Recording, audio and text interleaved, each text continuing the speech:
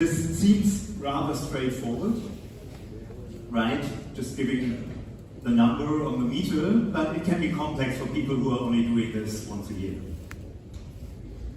So what's the traditional way of doing this? If we, for example, use a chatbot, we have traditionally a flow-based process. So this is just a static sequence going from node A to B to C, or maybe branching to D, and then eventually reaching a point where everything is done, and hopefully the customer is still happy.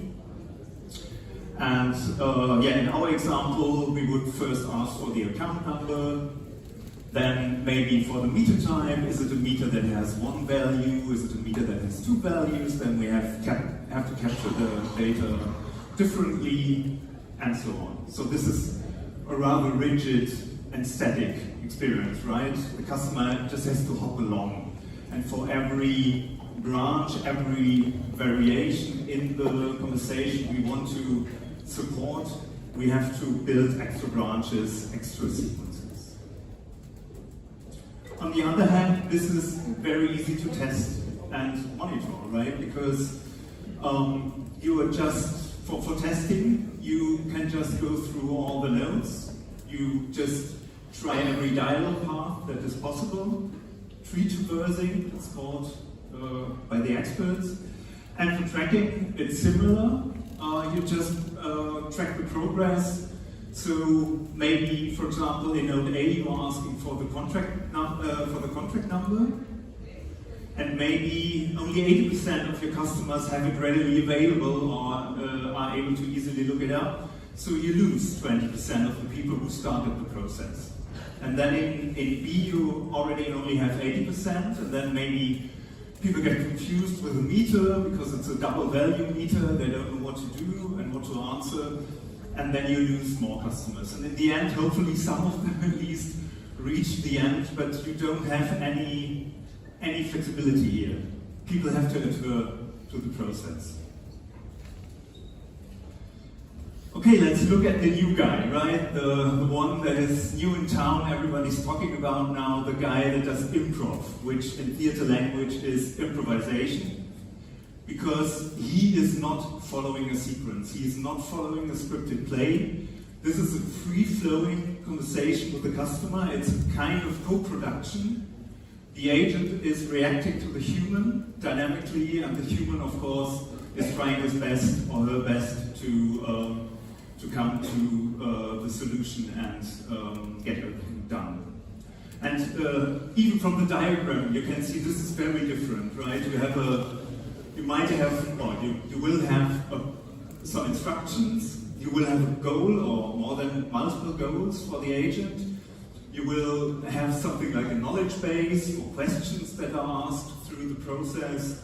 And you will have tools. The agent is able to get the meter, to find out more about the meter once there is an identification data, there's identification data, and eventually the bot will want to save the meter reading. And then at the end we have some deterministic part where we say goodbye and hopefully everything's fine. Okay, but how to monitor and test this, right? This is completely different from what we've done before. This is not sequential and deterministic in the way we worked until now. And we have developed very clever ways of testing in the last 10 years. But mostly they are obsolete now. But what can go wrong, right? We have our vendors guaranteed us this is agentic AI, it's great, it's flexible, it's intelligent, right? So, yeah, well, maybe it can go wrong. I somewhat have to contradict my colleague that spoke before me, because ask a sociologist, language is action. This was only a bot talking about the service of Cursor, an AI coding company, of all companies, an AI company, and he did a lot of physically of harm that you can feel physically, because users are very frustrated, and a lot of them will at least have temporarily ended their subscriptions there.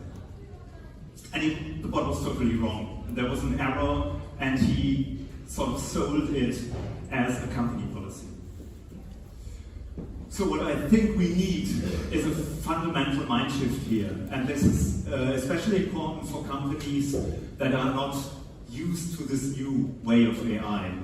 Because capabilities now become easy, right? We can do I can do in 2 hours a demo that will blow you away, but you shouldn't take this introduction. The thing that now gets hard is reliability, and we have to shift our focus. We have to put more resources into reliability. We have to learn new methods and new ways of thinking. And that's why we need to step up our testing and monitoring. So I urge you, if you invest in the shiny new technology, also invest into machine learning operations, sorry, too much language in my profession, and Gen AI tooling. Really step up this game, you will need it. Don't trust in the promises of the vendors or in the shiny demos, right?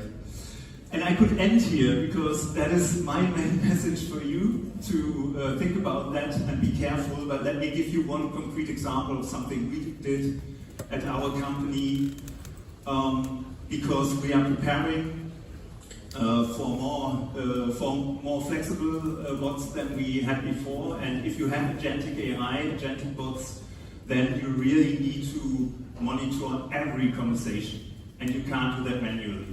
And you can't just track the conversation, because even if it is successful, maybe the bot did a lot of repetitions, turnarounds, and your customer was frustrated even if he or she was able to submit, for example, their meter reading.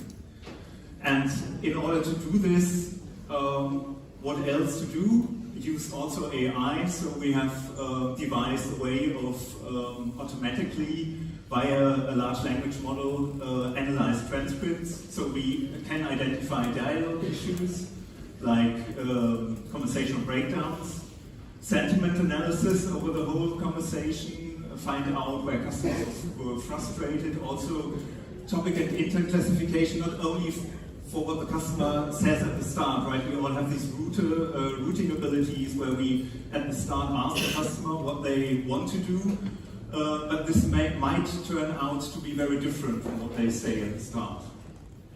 And you can even do some prompt-based custom analysis. Maybe you have a special interest for a special case. You just devise a prompt that will do a specific analysis of your conversations.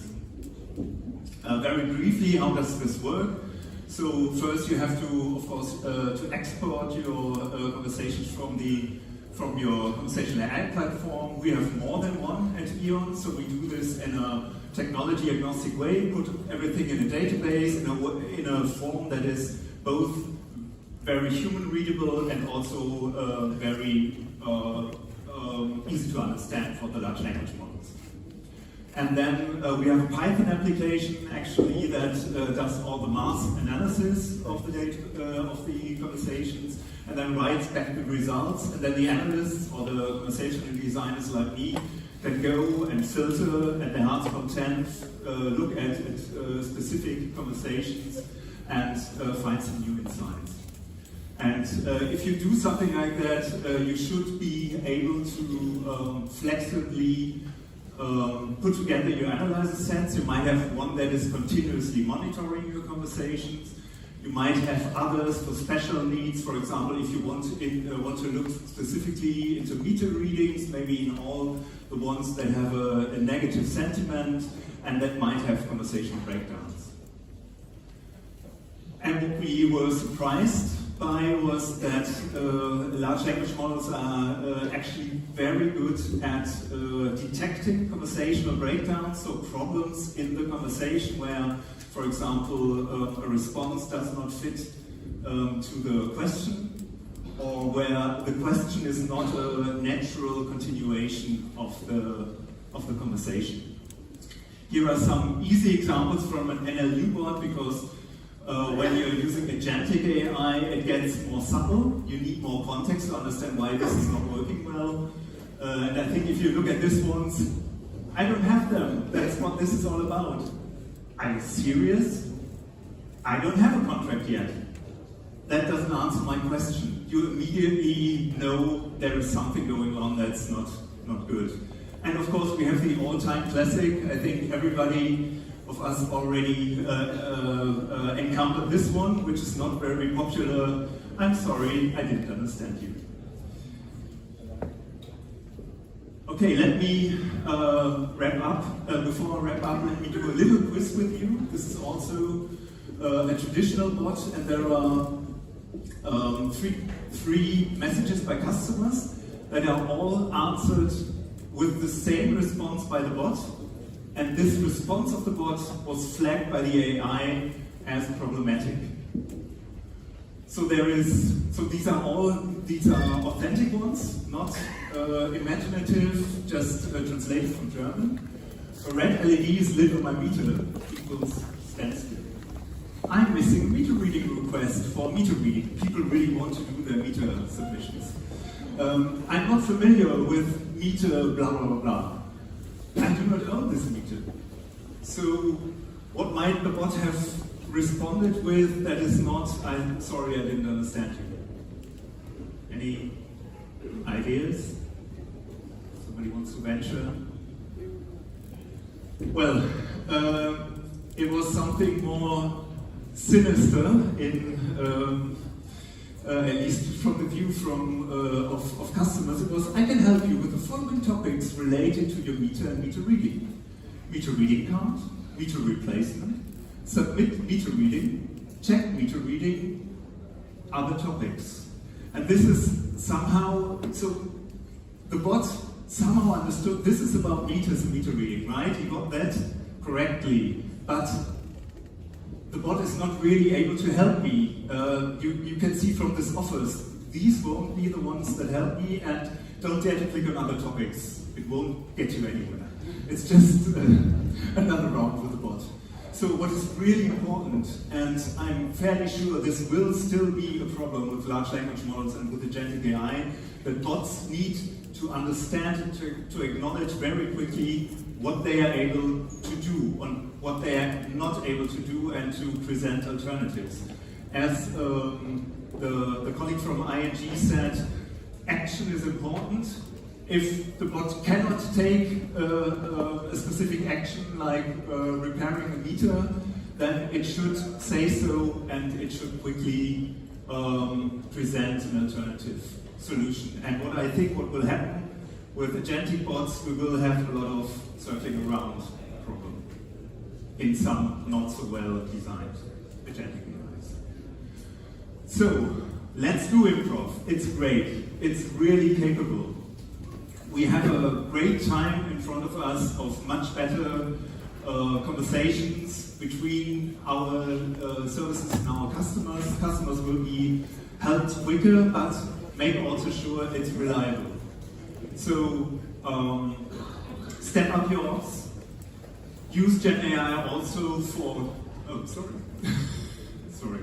slightly confused here. Step up your ops. Use Gen AI also for monitoring and testing. Actively manage your risk. Be aware of where you want to take risks, because flexibility is key there, and where you want to have deterministic processes, and combine both for the best of worlds by combining static and agentic parts in your application. Thank you.